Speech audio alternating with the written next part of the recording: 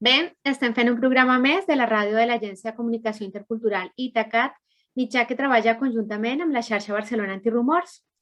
I avui tenim amb nosaltres a la Nerea Dell, ella és organitzadora de l'Indifest, el 14è Festival Indígena a Barcelona. I també tenim al David Hernández Palmar, ell és un documentalista i fotògraf peninsulana d'origen wayú, membre de la xarxa de comunicacions del poble wayú, qui s'encarrega de la curadoria i programació de la Mostra Internacional de Cinema Indígena de Venezuela. També és cocurador del Festival de Cinema de Berlinale, per a la secció especial de cinema indígena coneguda com Native. I és membre de la Coordinadora Llatinoamericana de Cinema i Comunicació dels Pobles Indígenes. I tots dos estan aquí avui per parlar de l'Indifest 2021, que es va inaugurar el passat 12 d'octubre i que estarà fins al 24 d'octubre en diferents teatres de la ciutat, on podrem veure projeccions que s'emmarquen dins de temes com la identitat i el bon vivir, dones defensores, directores indígenes i criminalització per la defensa dels drets, territori i transnacionals, entre altres temes. Hola, Nerea. Hola, David. Hola. Bé, Nerea, per començar, explica'ns qui està darrere d'aquest festival, l'Indifest 2021, tan necessari, i com a públic què ens podem trobar? Bueno, pues moltes gràcies, antes que res, per l'espai. El festival naix l'any 2006 a càrrec d'Alternativa Intercanvi amb Pobles Indígenes.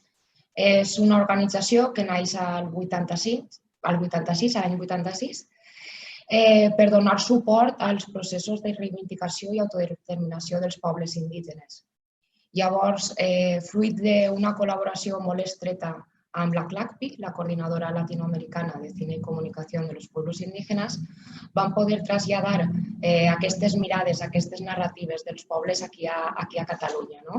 Llavors, any darrere any, hem anat crescut de mica en mica i fins ara que comptem amb 2 setmanes de festival, on estarem a Cerdanyola, Hospitalet, Barcelona. També hi haurà del 18 al 24, es podran accedir a les pel·lícules online.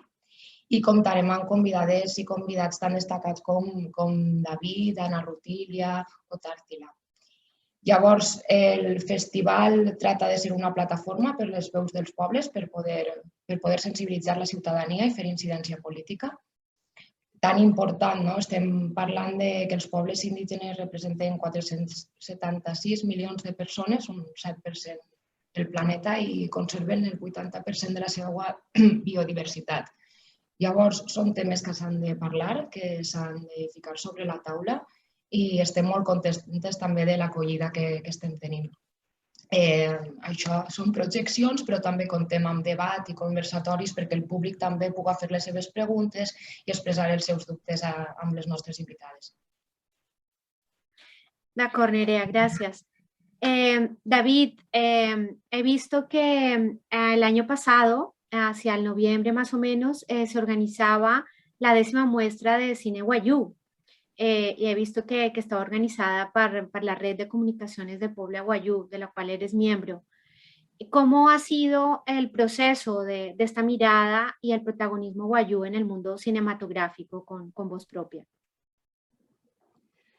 Bueno, en principio era una necesidad de poder tener un espacio donde poder ver todo lo que se ha hecho sobre nosotros, los y las wayú, pero también poder mostrar lo que estamos haciendo con mirada propia. De modo que esta posibilidad de poder no solamente fortalecer un espacio donde vernos, pero también poder discutir qué es lo que se cuenta de nuestro pueblo, sobre todo reflexionar como audiencia a qué costo estamos también siendo representados o representadas, no por otros, y qué implica eso políticamente. De modo que ahora la 11 versión que se hace este año, pues busca también cómo reflexionar precisamente nuestra condición jurídica y de derechos humanos con respecto a la migración, ¿no? Un pueblo indígena transfronterizo que está entre Colombia y Venezuela, cuáles son sus derechos sanitarios en el marco de la pandemia, pero también su derecho de acceder a una identidad, una cédula de identidad, etcétera, ¿no? Entonces, se va a mostrar el resultado de unos audiovisuales que se hizo en el marco de Guayulab, que es un laboratorio para cineastas indígenas, y que, bueno, lo que busca es como profesionalizar, pues, las capacidades de contar las historias, porque el discurso está, ¿no? La forma está, de pronto un poco lo que hay que, de pronto, seguir fortaleciendo es como el modo y el alcance que puede tener, pues, estas historias para que otras personas se puedan como relacionar o sentirse interpretadas. Entonces, eso sería como un poco la experiencia de la muestra, que viene siendo apoyada por la red de comunicaciones del pueblo guayú. De acuerdo. Y aquí en el INDIFEST 2021, ¿qué podremos ver relacionado con el mundo guayú?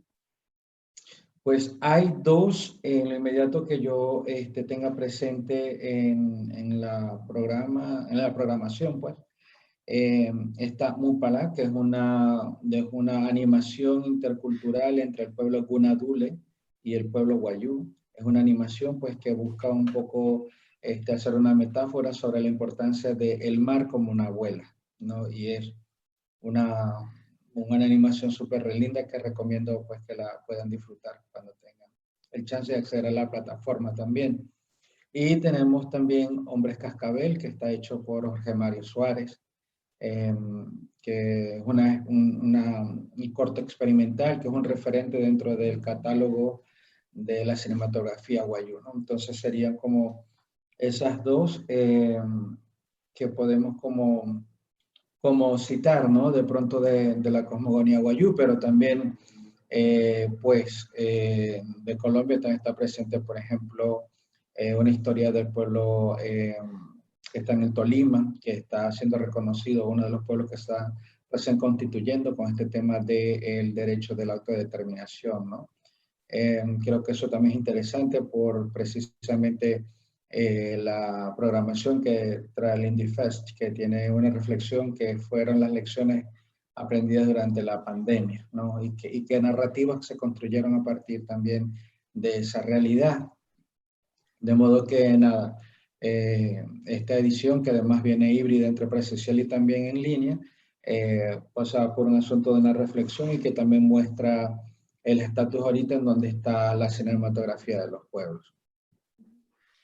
David, yo como colombiana siento al pueblo guayú muy cercano. No sé si los venezolanos igual, y en esta narrativa colonial que nos han impuesto, ¿no? De dividir los pueblos por fronteras imaginarias, pero reales. ¿Cuál es tu visión o qué podrías decir a las personas para que entiendan que un pueblo va más allá, ¿no? De estas fronteras? O no sé si hay alguna película o algún documental que lo explique, pero bueno, también me gustaría tener tu opinión personal sobre esto. Pues yo creo que primero una reflexión interna como pueblo es que hay una diversidad ya de por sí dentro del mismo pueblo, no todos pensamos igual, tenemos posturas distintas en cómo se asume un territorio, de cómo se lee incluso el tema político territorial, el tema normativo, ¿no? Y partiendo de esa realidad y estando el pueblo guayú, pues en dos países, en la parte noroeste, donde hay unas afectaciones como la explotación más grande a cielo abierto del mundo de carbón, pero también está el tema del petróleo venezolano, pero ahora viene la energía eólica también a hacer sus estragos, ¿no? Y también sus efectos que siempre hace cualquier transnacional que viene a ocupar territorios. Pero frente a eso, nada, yo diría que hay también la primera edición del Guayú Lab, hay una reflexión desde la mirada de los guayú de qué es la migración, ¿no? Y por qué nos llaman retornados si siempre hemos estado en territorio. Es como si de pronto te pasaras de un cuarto a otro, que es tu casa, y te digan, ah, eres retornado. Pero ya va, siempre ha sido como la casa, ¿no?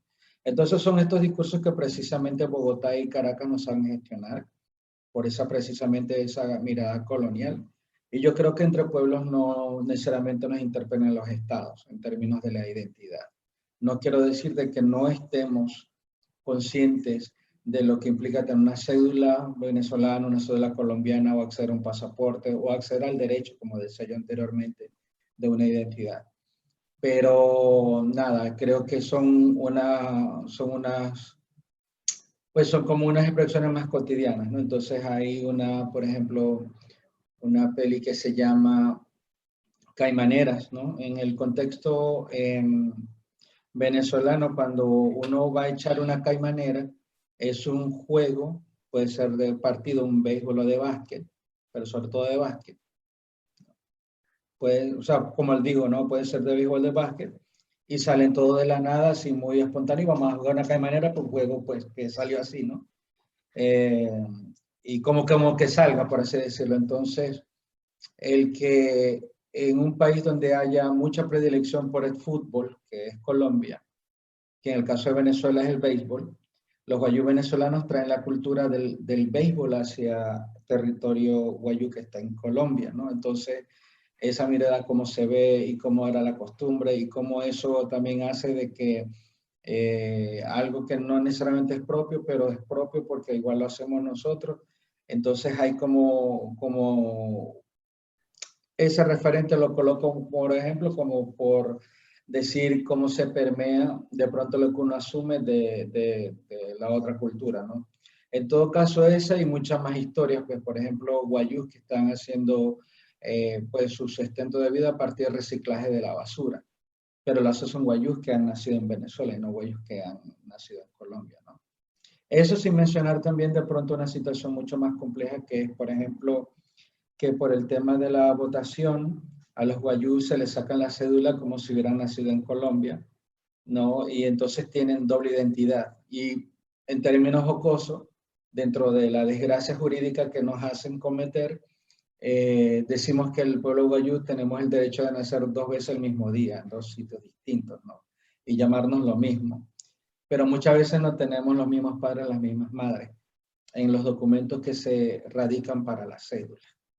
Entonces eso es algo también de que va a llegar un momento donde eso va a ser también tema para el Estado colombiano, cuando se dé cuenta de que, bueno, ha estado emigrando nuevamente como registradura nacional en otra falta hacia, pues, el enfoque diferencial que debería tener un pueblo transfronterizo. De hecho, en 2018, en el último censo en Colombia, arrojó que hay 22 pueblos indígenas nuevos, en los cuales están contados también los pueblos transfronterizos o fronterizos, porque no solamente somos el pueblo guayú, también está Yupabarí en el caso del noroccidente, o nororiente en este caso Colombia, pero también están los pueblos amazónicos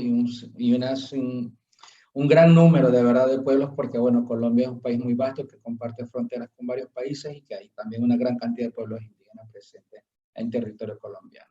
Pero decir sí hay referencias de cómo nos miramos a partir de la mirada pues binacional, de la mirada también migratoria, de la mirada también de la reflexión de nosotros mismos y nosotras mismas como pueblo.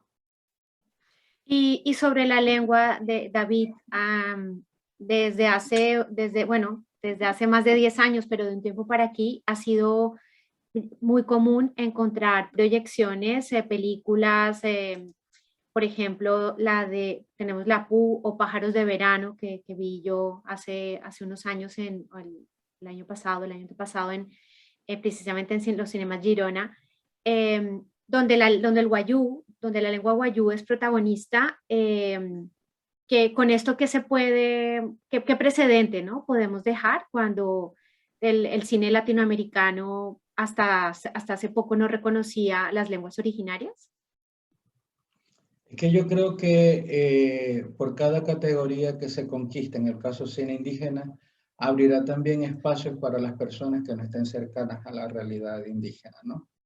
Y eso no significa que estas películas haya una reflexión con respecto a que el idioma va a ser como algo profundamente político que va dentro del mensaje del cine. Es algo más decorativo, ¿no? Cuando digo decorativo es un tema de que no necesariamente hay una aproximación hacia el idioma desde un punto de vista político, es un poco más folclórico, algo que suena bonito, es algo que que son exóticos, y bueno, y vaya a ver si le entiende una persona o no, y entonces, bueno, eso en general, no específicamente dos producciones, sino en general cómo se comporta el cine latinoamericano con los idiomas, ¿no? De hecho, no es de gratis o no es fortuito de la incidencia que se hizo de los pueblos indígenas para que a partir del año 2022 se declare el decenio internacional de los idiomas de los pueblos indígenas. ¿Por qué? Porque había que no preocuparse por los idiomas, sino por los derechos humanos de quienes hablan esos idiomas, ¿no? Y es una mirada distinta cuando uno agarra y dice, bueno, hay una interseccionalidad que pasa por un tema, obviamente, del cuerpo racializado, no sé qué, pero es un tema de cuál es el derecho humano que se le garantiza a las personas que hablan el idioma. Y si bien el cine y todos estos frutos comunicacionales pueden dinamizar la manera de cómo se habla el idioma o escuchar el idioma, pero es que si no se le garantiza el derecho humano de los hablantes, en todo caso los comunicadores, comunicadoras, cineastas indígenas, muy difícilmente pues se va a tener el goce de la transmisión del idioma, ¿no? De modo que películas como esta pues nos demuestran también qué películas no queremos hacer, ¿no? También es una bonita reflexión de que, o sea, en el caso de Pájaro de Verano, una película donde 10 de nuestros escuelantes de la generación que sale de la Escuela de Comunicaciones Guayú han participado en roles muy importantes como la parte de maquillaje, la parte de vestuario, la parte de animalería, la parte de asistencia de dirección. Entonces, bueno, eso pues dice no solamente que, bueno, la necesidad de que siempre hay que apoyarse con gente del territorio para hacer una película en el territorio, pero también de la importancia de la discusión que hay en si una persona que se autoadscribe no indígena tiene la capacidad de reflexionar de que lo que está haciendo en territorio con una persona que sí se autoadscribe como indígena debería tener una participación al menos en la coproducción. Llamarlo coproductor, codirector y coco por un tema del peso de lo que se está otorgando en ese momento para la contribución de la historia, ¿no? Pero en todo caso, nada, como decía al principio, es un comportamiento que no lo estoy atribuyendo en específico en las dos películas que vos mencionáis, sino más bien por un tema de cómo se comporta el cine latinoamericano al ver a los pueblos indígenas como un sustrato o como elemento decorativo para contar una historia, ¿no? Entonces, hay películas que tienen un mérito súper grande por el respeto y el modo honesto, si se quiere, y además un poco pues horizontal, del modo como se construyó y se hizo el guión y se contó la historia, ¿no? Con la conformidad de las partes, pero también con un respeto y reconocimiento a los oficios de cada persona que estaba en el territorio haciendo el rol que le tocaba, ¿no? David, entonces un poco gracias David y Nerea, ya para cerrar, porque tenemos un tiempo límite para esta entrevista, muchas gracias. Tú hablabas de este exotismo, cómo se vive esta mirada europea, ¿no? Que trae este cine que a primera visión puede ser exótico, más allá de todas las reivindicaciones y exaltar, ¿no? Todos los saberes que hay detrás de estas producciones audiovisuales hechas con una voz propia indígena. Como bien decíamos, no solo se trata de cine, es mucho más. Alternativa, más allá del festival, también está con procesos de incidencia con los pueblos, con las comunidades, defensoras y defensores. Entonces, por eso mismo, acompañar las proyecciones con conversatorios, con debates, con representantes, comunicadoras y comunicadores, para nosotras es clave para que se pueda entender bien el mensaje, ¿no? No es... Sí que las producciones son una parte muy importante, pero pesa también mucho, ¿no? Poder tener la voz propia que analice y que ayude a entender también al público de aquí, que muchas veces es eso. Se confunde el folclore con cuestiones políticas. Yo de pronto, como para añadir y cerrar, también hay una audiencia muy particular acá en Cataluña, ¿no? Porque primero hay un tema de la perspectiva sociolingüística del catalán y también la diáspora de Abya Yala que hay acá, que hace que haya una audiencia que sea mucho más cercanas y afín a lo que estamos defendiendo en temas de, pues, de la cultura, viendo la cultura pues como pues, una dinámica política y territorial. Entonces como que la textura de las discusiones acá y el recibimiento cada vez se hace mucho más interesante, más rica, más grande, más extensa, ¿no? De hecho, esta edición es, bueno, siempre ha sido un lleno en cada de las proyecciones. Entonces, eso también indica mucho también del interés y la necesidad de poder seguir acompañando también en la solidaridad. Una solidaridad que está planteada es la reciprocidad. Pues muchísimas gracias. Simplemente decir que las personas pueden ver la programación en indifes.org, que allí está explicado todo muy bien y pues que no nos podemos perder la oportunidad de no solamente ver a David, sino a otras defensores de derechos humanos, cineastas también que han venido para compartir con nosotras. Muchísimas gracias. Gracias. Gracias a ustedes.